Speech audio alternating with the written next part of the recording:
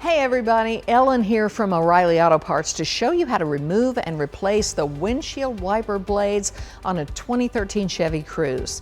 Procedures will be similar for most Cruze models from 2011 to 2015, but be sure to know the specifics for your vehicle before getting started.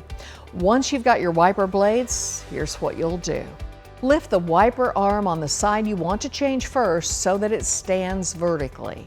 Be careful not to let the wiper arm swing down into the windshield at any time during the process.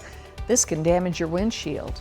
With the wiper arm up, look for a tab on the blade near the hinge where it attaches to the arm.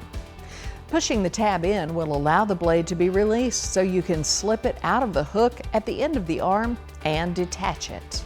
If your new blade has a sheath protecting the rubber on the blade, remove the sheath before installation. Move the blade into place and slide the clip on the blade into the hook of the wiper arm. You should hear it snap into place. Once the blade is secure in the wiper arm, lower it slowly and carefully back down into contact with the windshield. It's always a good idea to replace wiper blades in pairs, so repeat these steps on the other side. And that's it. You'll find everything you need for this and other jobs at your local O'Reilly Auto Parts store or O'ReillyAuto.com.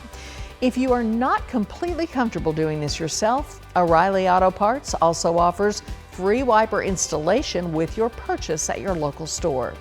And be sure to subscribe so you'll see all of our new video content. We'll see you again soon.